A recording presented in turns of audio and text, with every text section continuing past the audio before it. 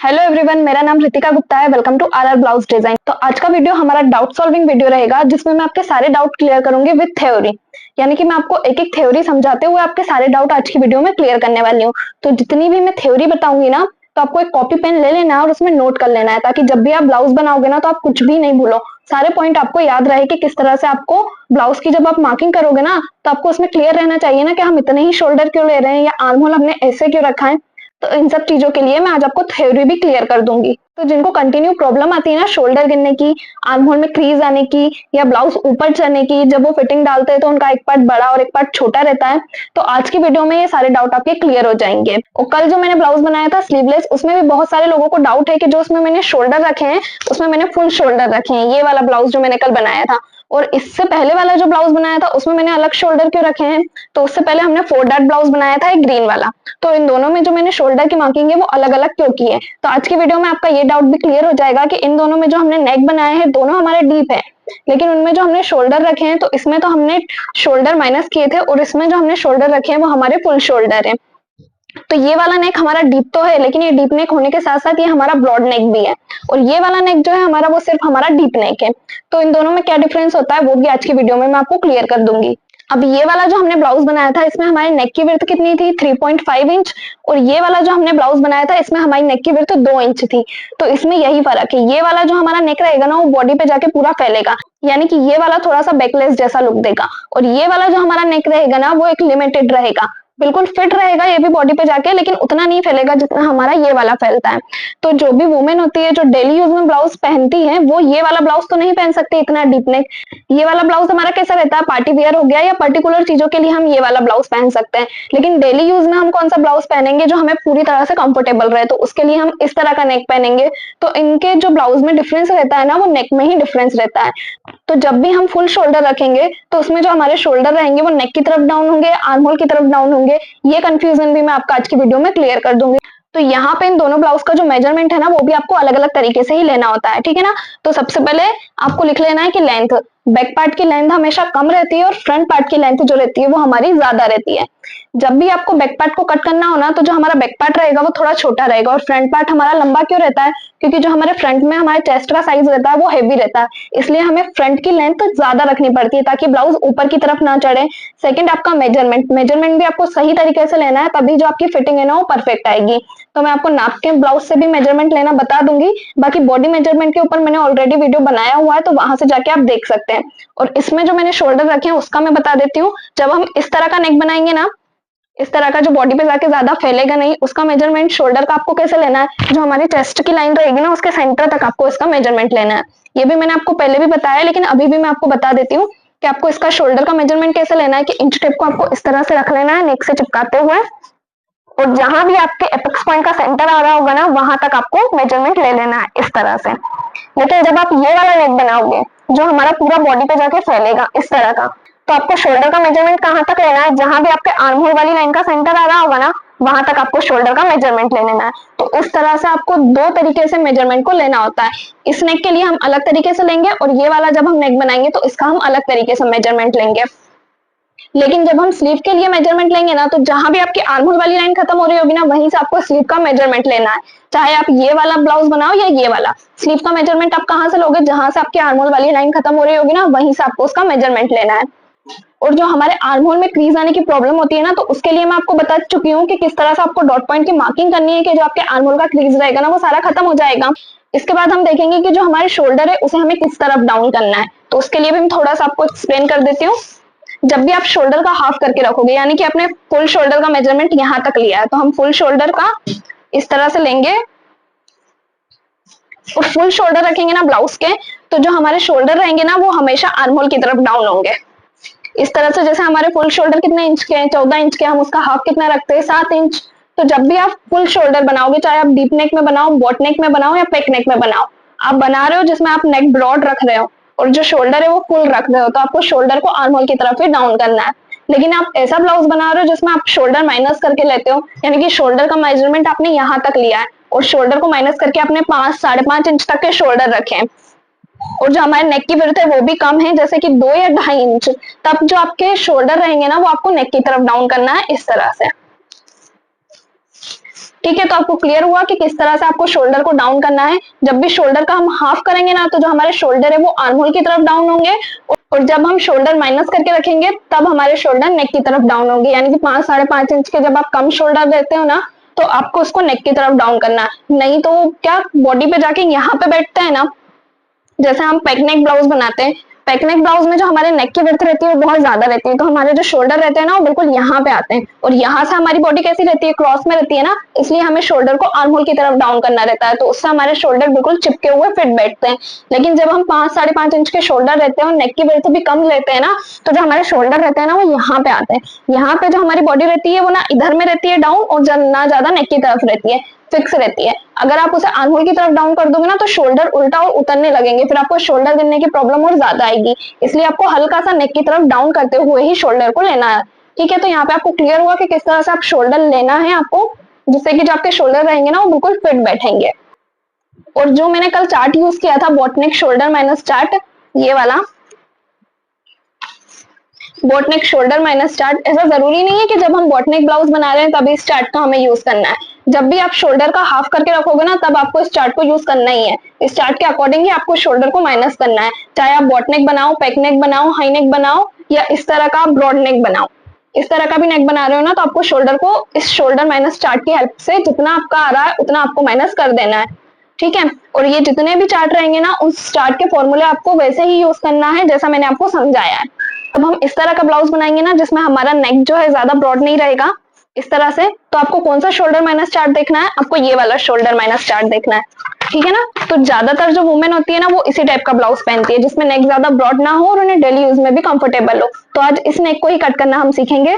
तो यहाँ पे मैं आपको मार्किंग करके भी क्लियर कर दूंगी कि किस तरह से हमें परफेक्ट शोल्डर निकालने होते हैं। अभी जो हम नेक बना रहे हैं वो हमारा डीप नेक है, जैसे हमने ये वाला नेक बनाया था, तो इसमें परफेक्ट शोल्डर किस तरह से निकालने होते हैं वो मैं बता दूंगी।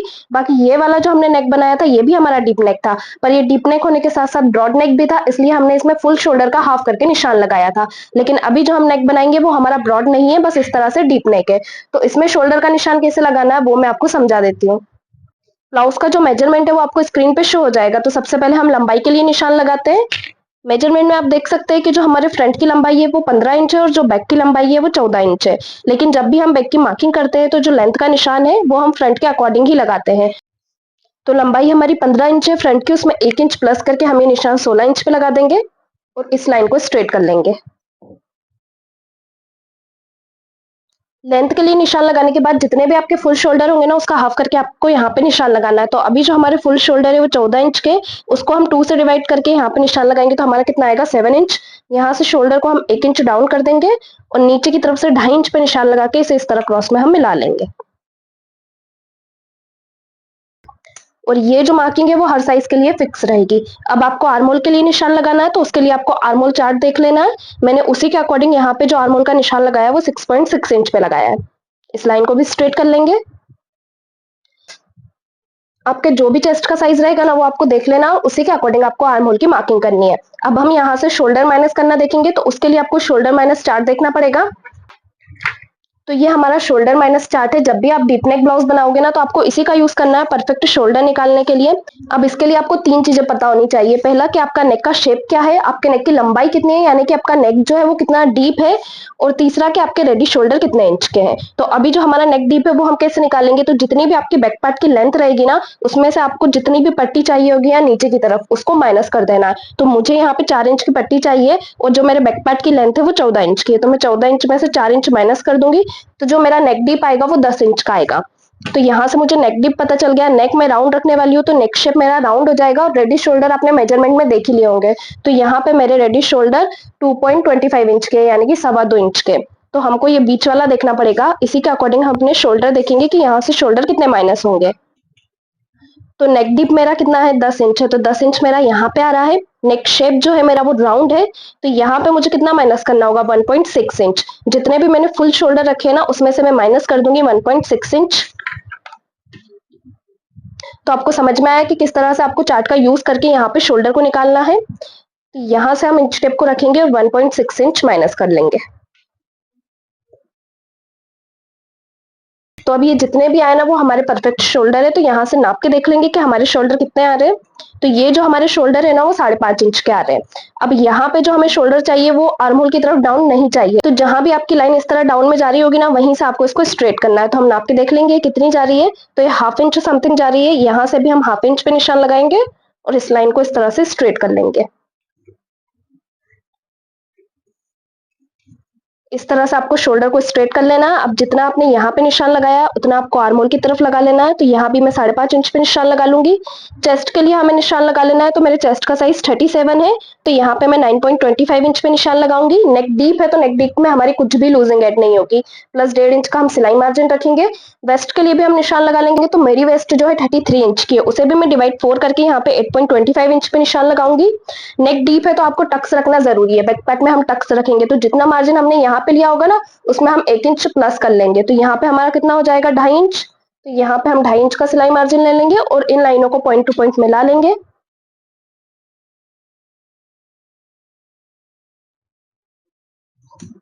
इस तरह से मिला लेंगे। अब अभी हम आर्म होल वाली लाइन को अपनी शोल्डर वाली लाइन से नहीं मिलाएंगे। यहाँ पे मैं आपको एक और चीज क्लियर कर दूं, क्योंकि आज जो मैं ब्लाउज बना रही हूँ ना उसमें मैं पाइपिंग लगाने वाली हूँ। इससे पहले जो मैंने ब्लाउज बनाया था उसमें मैंने पट्टी अटैच की थी इस तरह से। तो जब भी हम ब्लाउज में पट्टी अटैच करते हैं ना, तो जो भी हमारे रेडी शोल्डर रहते हैं ना उसमें हमें सिलाई मार्जिन का 1 इंच प्लस करना पड़ता है। लेकिन जब हम ब्लाउज में पाइपिंग लगाते हैं ना तो आपको ओनली 0.75 इंच प्लस करना है शोल्डर में सिलाई का, क्योंकि जब हम पट्टी अटैच करते हैं ना तो वो पूरा हमारा सिलाई में कवर हो जाता है और जितने हमें रेडी शोल्डर चाहिए रहते हैं ना उतना आ जाता है। लेकिन जब हम पाइपिंग अटैच करते हैं ना तो जो हमारे शोल्डर रहते हैं ना, जैसे हमने 2.25 इंच के शोल्डर रेडी किए, लेकिन यहाँ पे हमारी पाइपिंग आ जाती है ना तो वो शोल्डर फिर 2.75 इंच के हो जाते हैं। इसलिए अगर आप ब्लाउज में पाइपिंग लगा रहे हो ना तो फिर आपको 1 इंच प्लस नहीं करना है शोल्डर में, वो बहुत ज्यादा हो जाता है। फिर जितने हमने रेडी शोल्डर रखे होते हैं ना उससे ज्यादा ही हमारे शोल्डर बनके रेडी होते हैं। तो आज के ब्लाउज में हम पाइपिंग अटैच करने वाली हूँ, तो यहाँ से मैं 0.25 इंच शोल्डर को माइनस कर दूंगी। जितने मेरे शोल्डर आए होंगे ना उसमें से मैं यहाँ पे 0.25 इंच माइनस कर दूंगी। सेम आर्म होल की तरफ भी 0.25 इंच कम कर लेंगे, क्योंकि शोल्डर और आर्म होल वाली लाइन हमें सेम ही चाहिए। और इस तरह से स्ट्रेट कर देंगे।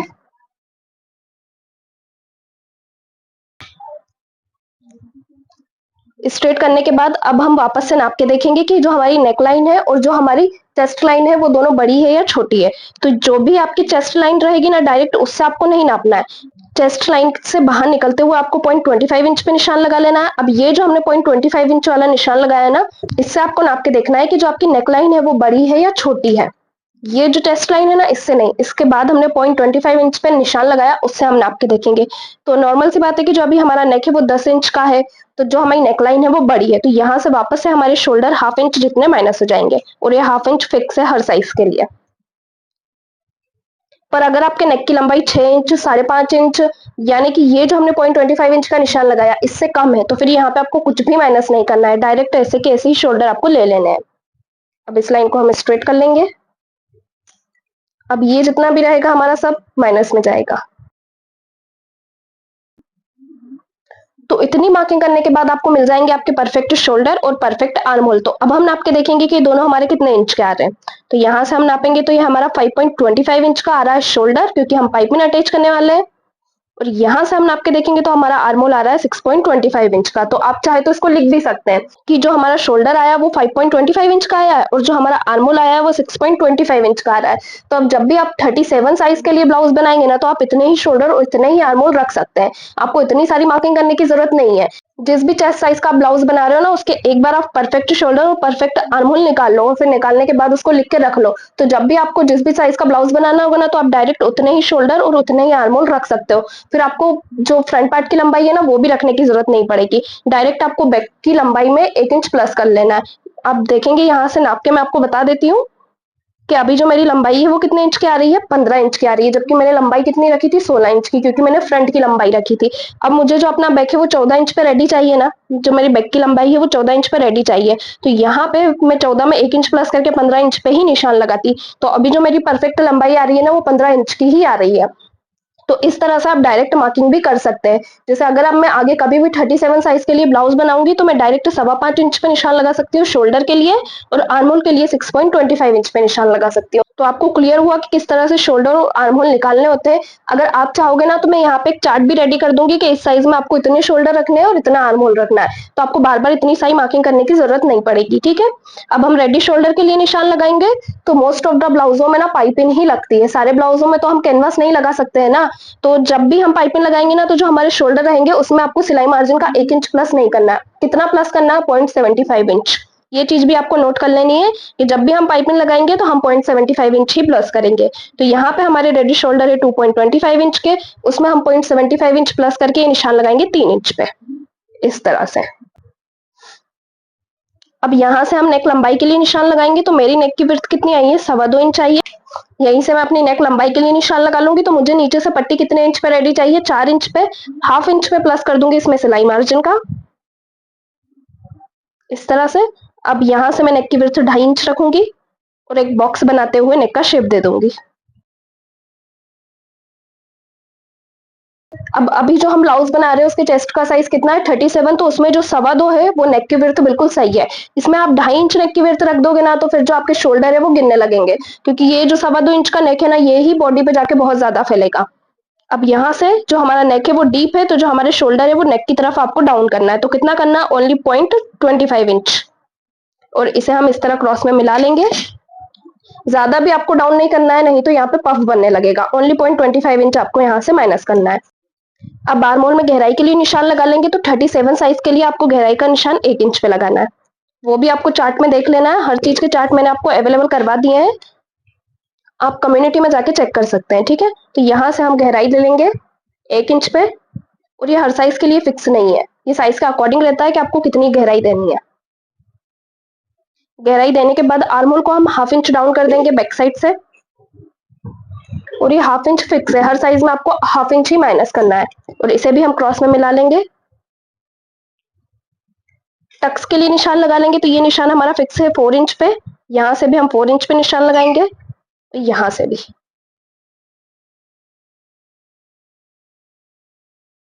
अब दोनों साइड से हम हाफ हाफ इंच पे निशान लगा लेंगे, जो हमारा सिलाई में कवर होगा।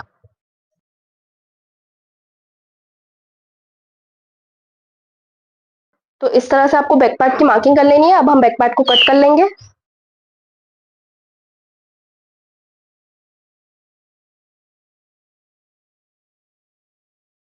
अब हम फ्रंट पार्ट को कट करना देखेंगे। तो सबसे पहले यहाँ पे एक स्ट्रेट लाइन खींच लेंगे। शोल्डर हमने ऑलरेडी निकाले हुए 5.25 इंच के, तो यहाँ से 5.25 इंच पे हम निशान लगा लेंगे शोल्डर के लिए। आर्म होल भी हमने निकाले हुए 6.25 इंच के, तो यहाँ से 6.25 इंच पे हम निशान लगा लेंगे। आपको बैक पार्ट से भी देख लेना है कि हमने आर्म होल कितने इंच का ले रखा है। यहाँ पे हमारा 6.25 आ रहा है, यहाँ से हम 6.25 इंच पे निशान लगा लेंगे। इस लाइन को भी स्ट्रेट कर लेंगे। यहाँ से भी हम निशान लगाएंगे 5.25 इंच पे। और इस लाइन को आपको इस तरह डॉट डॉट में मिला लेना है, इस तरह से। ठीक है, अब हम चेस्ट के लिए निशान लगाएंगे। तो बैक पार्ट में तो हमारी कुछ भी लूजिंग ऐड नहीं हुई, लेकिन फ्रंट पार्ट में आपको लूजिंग ऐड करनी है। तो यहाँ पे जितना भी आपके चेस्ट का साइज रहेगा, जैसे 37 है, उसमें हम 2 इंच प्लस करके फिर उसे हम 4 से डिवाइड करेंगे। तो मेरा आएगा 9.75 इंच। तो यहाँ से मैं निशान लगाऊंगी लूजिंग ऐड करके 9.75 इंच पे, जबकि बैक पार्ट में हमने ये निशान 9.25 इंच पे लगाया था। और यहाँ से हम इसमें 1.5 इंच का सिलाई मार्जिन ऐड कर देंगे। अब शोल्डर से आर्म होल तक का एक सेंटर निकाल लेंगे। और ये जो सेंटर निकाला है इसे 0.25 इंच नीचे आपको निशान लगाना है अंदर की तरफ। ठीक है, और इसे इस तरह क्रॉस में मिला लेना है। मिलाने के बाद अब फ्रंट पार्ट में जो आर्म होल की गहराई का निशान है वो 0.75 इंच पे लगेगा। बैक पार्ट में निशान 1 इंच पे लगा था, यहाँ पे आपको 0.75 इंच पे लगाना है। ये आपको चार्ट में देख लेना है कि फ्रंट के लिए कितने इंच पे निशान लगेगा।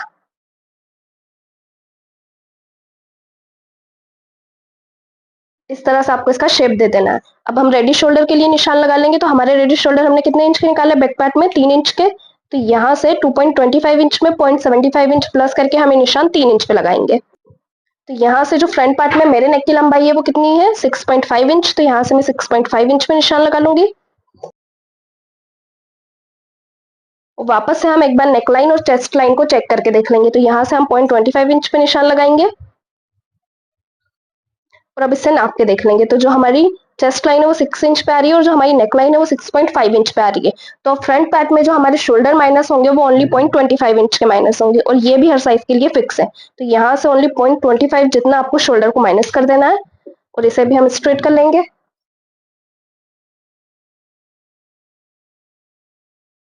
अब वापस से हम नेक लंबाई के लिए निशान लगा लेंगे 6.5 इंच पे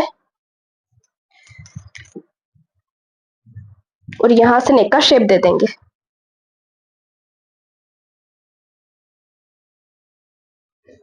अब ब्लाउज लंबाई के लिए भी आपको निशान लगा लेना है। तो हम यहीं से निशान लगाएंगे, जो हमने फर्स्ट वाली लाइन खींची थी ना वहीं से आपको निशान लगाना है। तो फ्रंट के जो हमारे ब्लाउज की लंबाई है वो कितनी है, 15 इंच है, उसमें 1 इंच प्लस करके हम ये निशान 16 इंच पे लगाएंगे। ये जो हमने 0.25 इंच माइनस किया है ना उससे लंबाई में उतना फर्क नहीं पड़ेगा। अब ये जो हमारे शोल्डर आया इसका हम एक सेंटर निकाल लेंगे, इस तरह से इसको फोल्ड करके यहाँ से इसका एक सेंटर निकाल लेंगे और यहीं से शोल्डर टू एपेक्स के लिए मार्किंग करेंगे। अब जब हम 4 डैट ब्लाउज बनाते हैं ना तो जो हमारा शोल्डर टू एपेक्स रहता है उसमें हमें कुछ भी प्लस नहीं करना रहता है। जितना हमारा शोल्डर टू एपेक्स रहता है ना उतना ही हमें निशान लगाना होता है।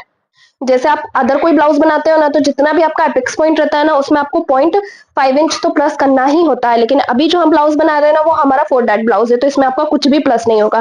तो ये जो हमारे शोल्डर है ना यहीं से हम इंच टेप को रखेंगे और शोल्डर टू एपेक्स के लिए निशान लगा देंगे। तो हमारे शोल्डर टू एपेक्स 9.5 इंच है तो यहाँ से हम 9.5 इंच पे निशान लगा देंगे।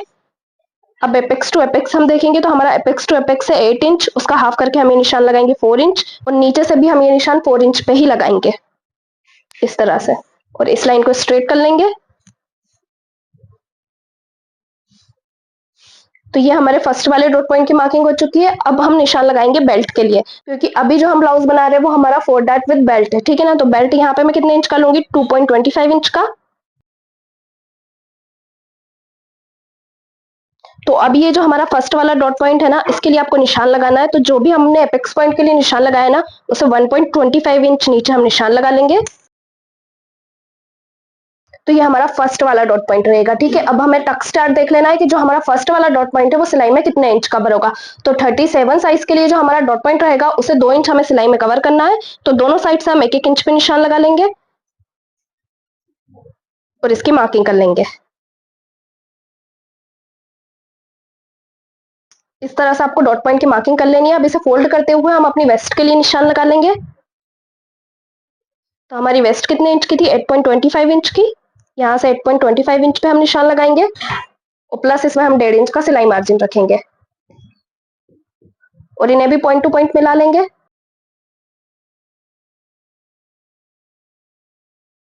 अब हम सेकंड वाले डॉट पॉइंट की मार्किंग कर लेंगे। तो जो हमारा एपेक्स पॉइंट है ना उससे आपको एक स्ट्रेट लाइन खींच लेनी है इस तरह से। तो हमारा सेकंड वाला हो गया।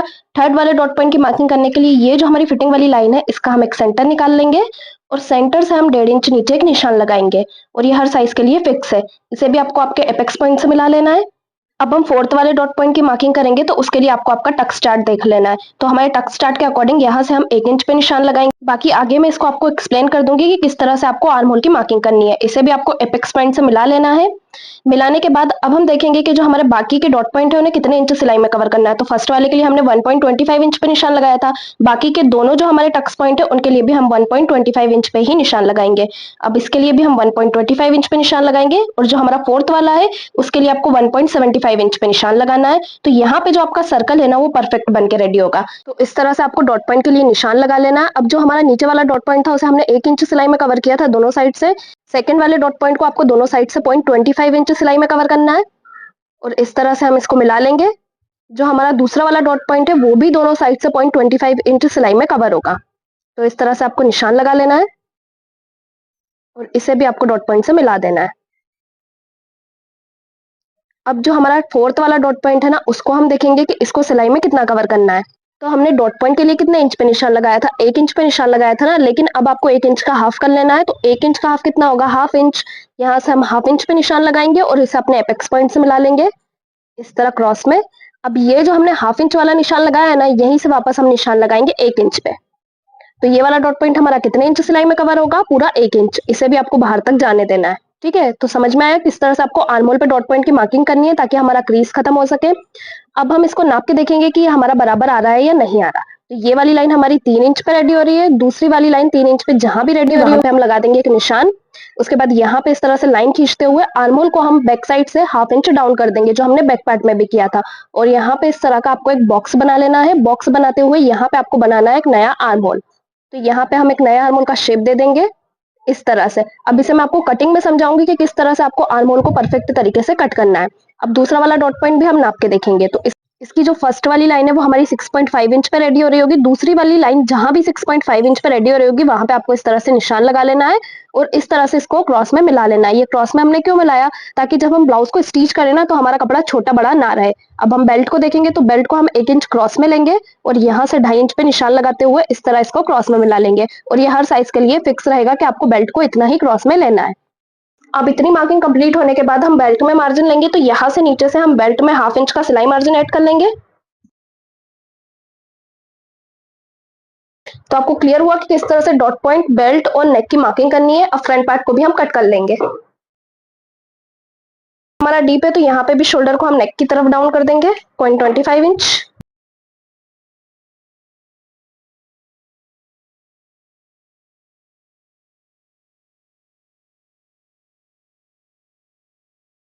अब यहाँ से हम आर्म होल को कट करना देख लेंगे। तो ये जो हमारी फर्स्ट वाली डॉट पॉइंट वाली लाइन है उसे दूसरे वाले डॉट पॉइंट वाली लाइन के ऊपर इस तरह से आपको जमा लेना है।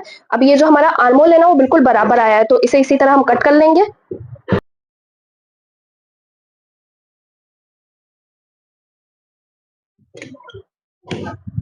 कट करने के बाद इन्हें हम सिलाई में अटैच करेंगे। तो यहाँ पे हम एक एक पॉइंट लगा लेंगे ताकि हमें याद रहे कि हमें सिलाई में यहाँ से इसको अटैच करना है इस तरह से। तो अब जो हमारे आर्म होल में क्रीज की प्रॉब्लम आती है ना वो नहीं आएगी। और यहाँ पे हम बेल्ट को भी कट कर लेंगे क्योंकि ये वाला डॉट पॉइंट हमारा सिलाई में जाएगा इस तरह से। तो जितना भी आपका एक्स्ट्रा बेल्ट आ रहा होगा ना उसको आपको कट कर लेना है। अगर आप फ्रंट में हुकाई पट्टी रखना चाहते हो ना तो आपको हुकाई पट्टी के लिए भी मार्जिन ले लेना है पहले। अभी जो हमारी हुकाई पट्टी रहेगी वो बैक में रहेगी। तो यहाँ पे हमारा फ्रंट पार्ट और बैक पार्ट दोनों कट के रेडी हो चुके हैं। अगर आपको कुछ भी डाउट रहे तो आप हमें कमेंट में पूछ सकते हैं।